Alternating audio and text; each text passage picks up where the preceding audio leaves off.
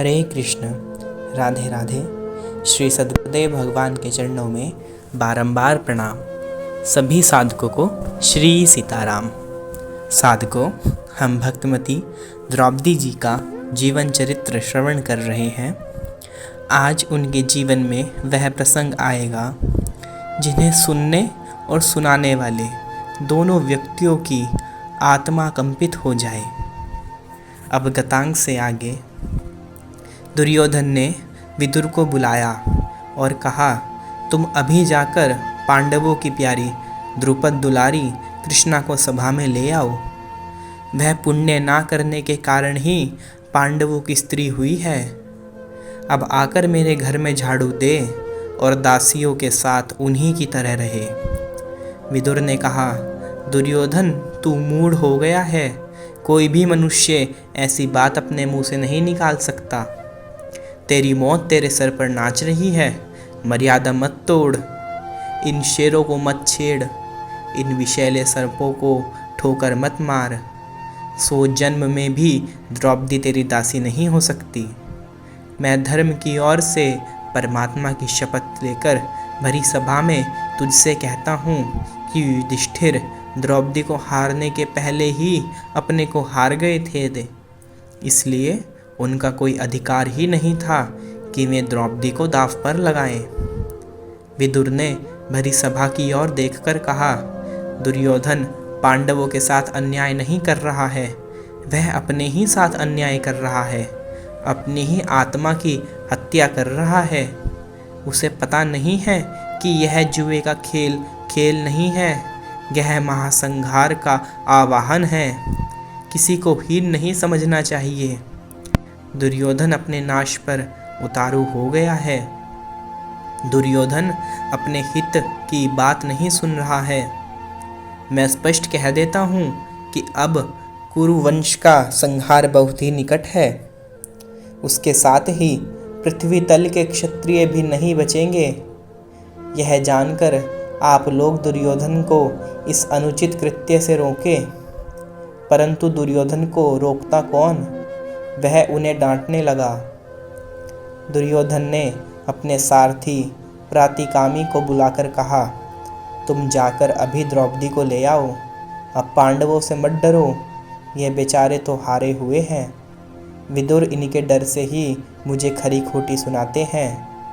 विदुर हमारी बढ़ती नहीं चाहते, इसी से विरोध किया करते हैं। प्रातिकामी द्रौपदी के पास गया। उसने द्रौपदी से कहा, राजकुमारी, धर्मराज युधिष्ठिर ने जुए के ताव में आकर आपको दांव पर लगा दिया और दुर्योधन ने आपको जीत लिया। अब आप पर दुर्योधन का स्वतव हो गया है। उनकी आज्ञा से दासी का काम करने के लिए मैं आपको बुलाने आया हूँ। द्रौपदी को सहसा विश्वास नहीं हुआ। मेरे धार्मिक पति मुझे जुए के दांव पर लगा देते हैं और यह बात कैसे सोचती? उसने पूछा, क्या उनके पास और कुछ नहीं था? इतनी संपत्ति रहते उन्होंने मुझे दांव पर क्यों लगाया? प्रातिकामी ने कहा, सचमुच उनके पास जब तक दांव पर लगाने के लिए और कुछ था तब तक उन्होंने आपको नहीं लगाया। जब सर्वस्व हार कर, भाइयों को हार कर, वे अपने को भी हार गए, तब उन्होंने आपको लगाया। द्रौपदी ने कहा, तुम सभा में जाकर पूछ आओ कि उन्होंने पहले किसको हारा है, अपने को या मुझको। प्रातिकामी ने आकर सभा में द्रौपदी का प्रश्न किया।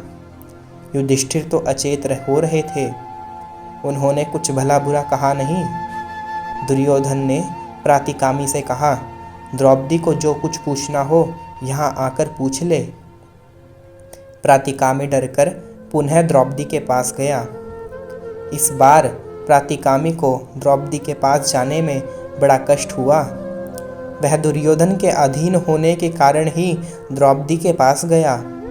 उसने जाकर हाथ जोड़कर करुण स्वर से कहा, देवी, सभ्य कहलाने वाले लोग आपको सभा में ही बुला रहे हैं। मेरी अंतरात्मा कहती है कि अब कुरुकुल का सर्वनाश समीप है। आप सभा में बुलाने से ही यह निश्चय हो गया कि दुरात्मा दुर्योधन का ऐश्वर्य अब मिट्टी में मिल जाएगा और उसे अपने जीवन से भी हाथ धोना पड़ेगा। दुर्योधन ने कहा, सूत पुत्र, भगवान की इच्छा ऐसी ही है। विधाता के विधान को कोई टाल नहीं सकता।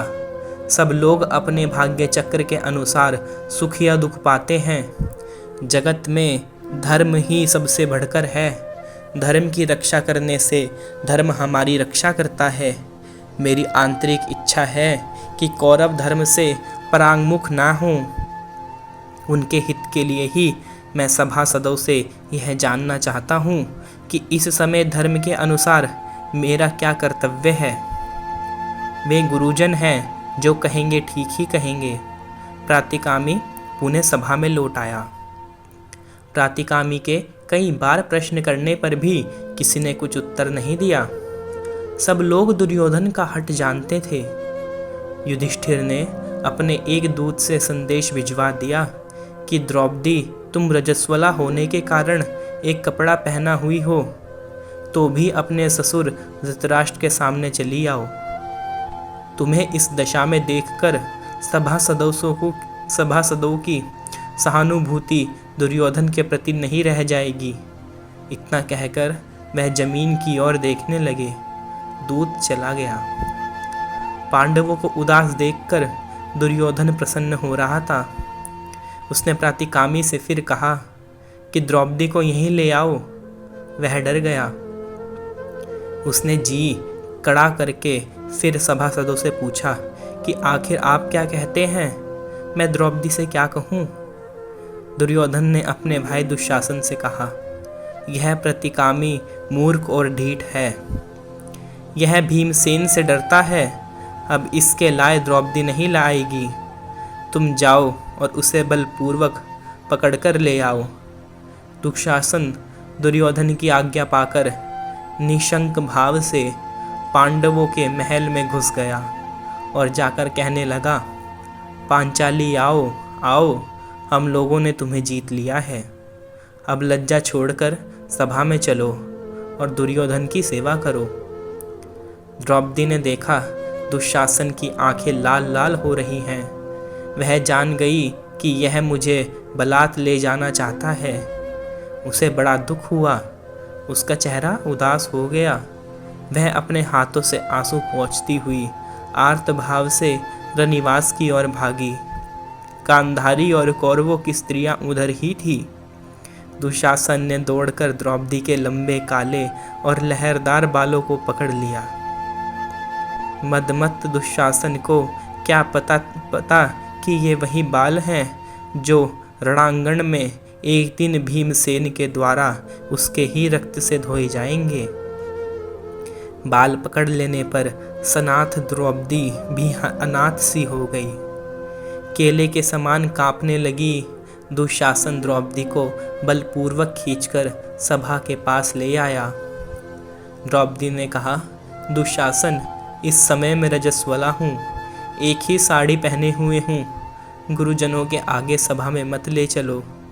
दुशासन ने और जोर से बाल खींचते हुए कहा, तुम रजस्वला हो या तुम्हारे शरीर पर एक ही साड़ी हो, तुम नंगी ही क्यों ना हो, इससे हमारा क्या मतलब है। हमने तुमको जुए में जीता है। तुम हमारी दासी हो गई हो। दासियों को लज्जा कैसी। द्रौपदी के बाल खुले हुए थे। शरीर पर से आधी साड़ी भी हट गई थी। लज्जा और क्रोध के मारे उसका हृदय जल रहा था। इसी दशा में वह सभा में लाई गई। द्रौपदी ने धीरे धीरे कहा, इन गुरुजनों के सामने मैं इस वेश में कैसे रहूं। दुशासन, तुम अनार्य पुरुषों की भांति आचरण मत करो। मुझे नग्न मत करो। पांडव कभी धर्म से च्युत नहीं हो सकते। मेरे चित्त में उनका दोष कभी नहीं आ सकता। तुम अधर्म कर रहे हो। इस प्रकार मेरा अपमान करना बड़ा ही अनुचित है। तुम्हें कोई मना नहीं करता। धिक्कार है, सो भार धिक्कार है। आज का प्रसंग यहीं तक के लिए। हरे कृष्ण, राधे राधे।